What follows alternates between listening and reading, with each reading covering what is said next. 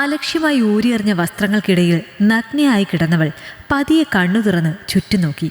കണ്ണുകൾക്ക് വല്ലാത്ത ഭാരവും തലയ്ക്ക് സഹിക്കാൻ കഴിയാത്ത വേദനയും അറിഞ്ഞവൾ തലയിൽ അമർത്തിപ്പിടിച്ചു. തനിക്കരികിൽ മറ്റാരും തന്നെ ഇല്ലെന്ന് കണ്ടവൾ അല്പം അകലെ പൊട്ടിത്തകർന്നു കിടന്ന തൻ്റെ ഫോണും വസ്ത്രങ്ങളും കണ്ട് കൈ നീട്ടി അതെത്തിപ്പിടിക്കാൻ ശ്രമിച്ചെങ്കിലും മണിക്കൂറുകളോളം തണുപ്പിൽ കിടന്നുകൊണ്ട് ശരീരമാകെ മരവിച്ച് ഒന്നനങ്ങാൻ പോലും ആ സമയം അവളെ കൊണ്ട് കഴിയുന്നുണ്ടായിരുന്നില്ല. ഒന്നും വ്യക്തമായി ഓർമ്മയില്ലെങ്കിലും താൻ നശിപ്പിക്കപ്പെട്ടു എന്ന് മാത്രം ആ സമയം അവൾക്ക് മനസ്സിലായി. അല്പം കഴിഞ്ഞതും ഒന്നനങ്ങാൻ സാധിച്ചവൾ പതിയെ നിരങ്ങിച്ചെന്ന് തൻ്റെ കീറിപ്പറഞ്ഞ വസ്ത്രങ്ങൾ എടുത്തു ധരിച്ചുകൊണ്ട് ജനാലയിലൂടെ പുറത്തേക്ക് നോക്കി.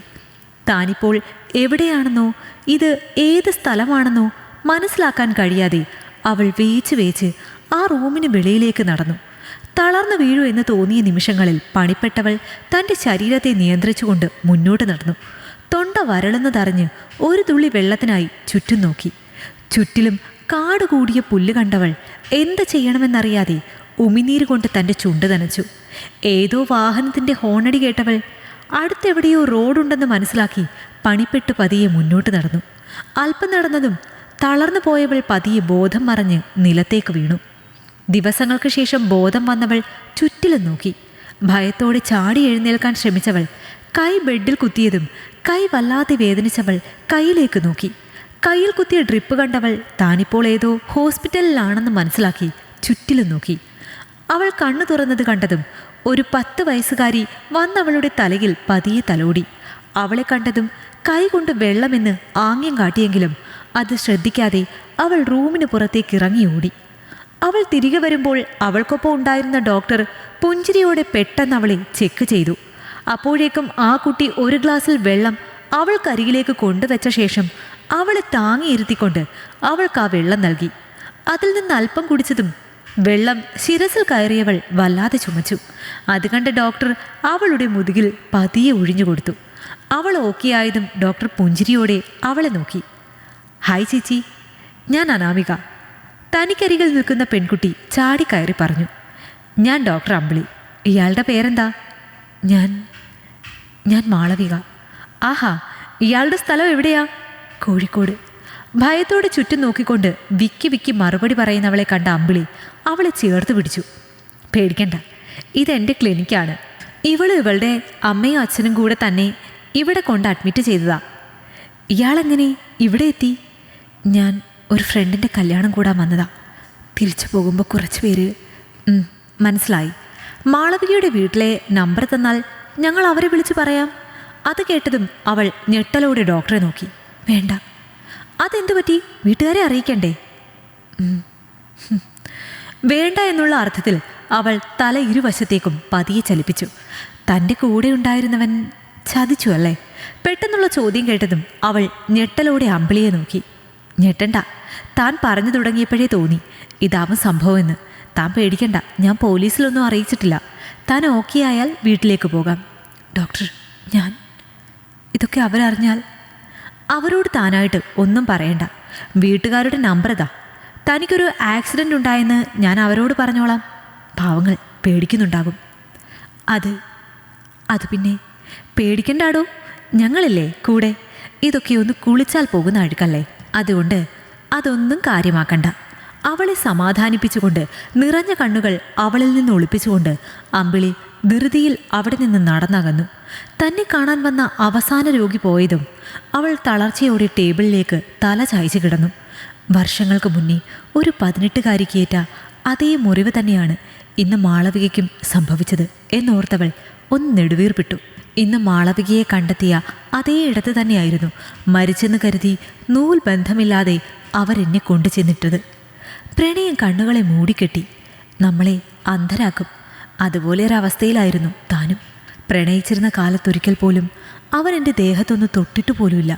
അതായിരുന്നു അവൻ്റെ ഒപ്പം ഒരു രാത്രി ഒരുമിച്ച് ജീവിക്കുക എന്നുള്ള ഉറപ്പിൻ്റെ പുറത്ത് ഇറങ്ങിത്തിരിക്കാനുള്ള ധൈര്യവും. പക്ഷേ തൻ്റെ കൂട്ടുകാർക്കൊപ്പം ഒരു മനുഷ്യനാണ് എന്ന് പോലും ചിന്തിക്കാതെ തന്നെ കടിച്ചു കീറിയ അവനെ കണ്ട് ചങ്ക് പൊട്ടി കരഞ്ഞു പോയിട്ടുണ്ട്. അന്നൊരിക്കലും കരുതിയിരുന്നില്ല എൻ്റെ അച്ഛനെയും അമ്മയെയും ഇനി ഒരിക്കലും കാണാൻ കഴിയുമെന്നത്. ചേച്ചി. ആ. ഞെട്ടി കണ്ണു തുറന്ന അമ്പിളി മുന്നിൽ നിൽക്കുന്ന അനുവിനെ കണ്ടതും അവൾ പുഞ്ചിരിയോടെ നേരെയിരുന്നു. എന്താണ് കുറുമ്പി, വീട്ടിൽ പോണില്ലേ? ഇന്ന് ചേച്ചിയുടെ കൂടെ നിൽക്കാൻ അച്ഛനും അമ്മയും ഇങ്ങ് വരാമെന്ന് പറഞ്ഞു. ആണോ? ഹാ. അനുമോളെ, അച്ഛേ. ഹാ, നിങ്ങൾ രണ്ടുപേരും വരുമെന്ന് മോള് പറഞ്ഞുകൊണ്ടിരിക്കുമായിരുന്നു. ആ കുട്ടിക്ക് ബോധം വന്നുവെന്ന് കേട്ടപ്പോൾ പിന്നെ നിൽക്കാൻ തോന്നിയില്ല, അതാ. എന്തായാലും നിങ്ങൾ വന്നത് നന്നായി. എന്നാൽ ഞാൻ വീട്ടിൽ പോയിട്ട് വരാം. ഹേയ്, ഇന്നിനെ വരണ്ട, ഞങ്ങൾ ഇവിടെ ഉണ്ടല്ലോ. കുറേ ദിവസമായിട്ട് ഡോക്ടർ രാവും പകലും ഇവിടെ തന്നെ അല്ലേ? വീട്ടിലും ഇല്ലേ വയ്യാത്തൊരാൾ? എത്ര കണ്ട് ജോലിക്ക് ആളെ നിർത്തിയാലും നമ്മൾ നോക്കുന്നത് പോലെ ആവില്ലല്ലോ. ദീർഘമായൊന്ന് നിശ്വസിച്ചുകൊണ്ടവൾ അവരോട് യാത്ര പറഞ്ഞുകൊണ്ട് അല്പം അകലെയുള്ള തൻ്റെ വീട്ടിലേക്ക് നടന്നു. കുളിച്ച് ഫ്രഷായി റൂമിലേക്ക് വന്നവൾ അവിടെ കിടക്കുന്നവനെ കണ്ട് നേർമയായി ഒന്ന് പുഞ്ചിരിച്ചു. ഹലോ മിസ്റ്റർ വിനോദ്, എന്തൊക്കെയുണ്ട്? കുറച്ച് ദിവസം ഞാനില്ലാഞ്ഞിട്ട് നന്നായി ഉറങ്ങിയെന്ന് തോന്നുന്നല്ലോ. അവളുടെ ശബ്ദം കേട്ടതും അയാൾ ഞെട്ടലോടെ കണ്ണു തുറന്നു. എന്തുപറ്റി? കുറച്ച് ദിവസം കാണാതിരുന്നപ്പോൾ ഞാനങ്ങ് തീർന്നു പോയി എന്ന് കരുതിയോ നീ? പല്ല് കടിച്ചുകൊണ്ടവൾ ടേബിളിൽ കത്തിച്ചു വെച്ച മെഴുകുതിരി എടുത്ത് അതവൻ്റെ കൈക്ക് മുകളിലേക്ക് ഉരുക്കി ഒഴിച്ചു. കയ്യിൽ മെഴുകു വീണ് പൊള്ളിയതും ഒരു ഞെരക്കത്തോടെ അയാൾ ദയനീയമായി അവളെ നോക്കി. എന്തുപറ്റി? നീറുന്നുണ്ടോ നിനക്ക്? പണ്ടെൻ്റെ ദേഹത്ത് നീയും കൂട്ടുകാരും കൂടെ ഇതുപോലെ മെഴുകുതിരിയും സിഗരറ്റും വെച്ച് പൊള്ളിച്ചത് നീ മറന്നോ?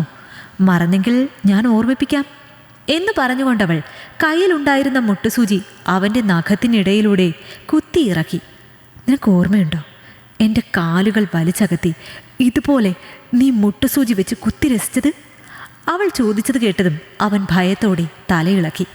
നിന്നെപ്പോലെ തന്നെ മറ്റൊരു മോൻ കല്യാണം കഴിക്കാൻ എന്ന് പറഞ്ഞുകൊണ്ട് വിളിച്ചുകൊണ്ട് വന്ന ഒരു പാവം പെണ്ണിനെ നീ ചെയ്ത അത്രയില്ലെങ്കിലും അത്യാവശ്യം നന്നായി തന്നെ ഉപദ്രവിച്ചു.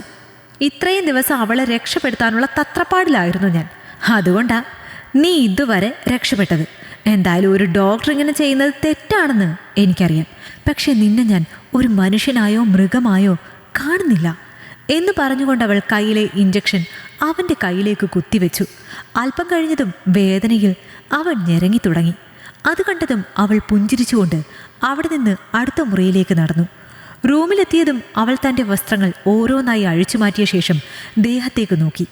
ശരീരത്തിലെ പൊള്ളിയ പാടുകളും നഖം കൊണ്ടും ബ്ലേഡ് കൊണ്ടും സൂചി കൊണ്ടും തൻ്റെ ദേഹത്ത് അവനും കൂട്ടുകാരും ചേർന്നുണ്ടാക്കിയ മുറിവിൻ്റെ പാടുകൾ ലൈറ്റിൻ്റെ വെളിച്ചത്തിൽ തെളിഞ്ഞു കണ്ടതും അവൾ ആ ദിവസം ഓർത്തു. രക്തത്തിൽ കുളിച്ചു കിടക്കുന്ന തൻ്റെ ദേഹത്ത് വീണ്ടും വീണ്ടും മുറിവുകൾ ഉണ്ടാക്കി ആ വേദന കണ്ട് ആസ്വദിക്കുന്നവരെ ഓർക്കൈ ദേഷ്യത്തോടെ അവൾ ചുമരിൽ ആഞ്ഞടിച്ചു. അതേസമയം അടുത്ത മുറിയിൽ നിന്ന് വേദനയോടെയുള്ള ഞരങ്ങൾ കേട്ടവൾ ഒരു താരാട്ടുപാട്ട് ആസ്വദിക്കുന്നത് പോലെ ആസ്വദിച്ചുകൊണ്ട് പതിയെ ബെഡിലേക്ക് കിടന്നു. ഈ കഥ നിങ്ങൾക്കിഷ്ടമായെങ്കിൽ ലൈക്ക് ചെയ്യൂ. നിങ്ങളുടെ അഭിപ്രായങ്ങൾ കമന്റായി രേഖപ്പെടുത്തൂ. കൂടുതൽ കഥകൾ കേൾക്കാൻ ഈ ചാനൽ സബ്സ്ക്രൈബ് ചെയ്യൂ.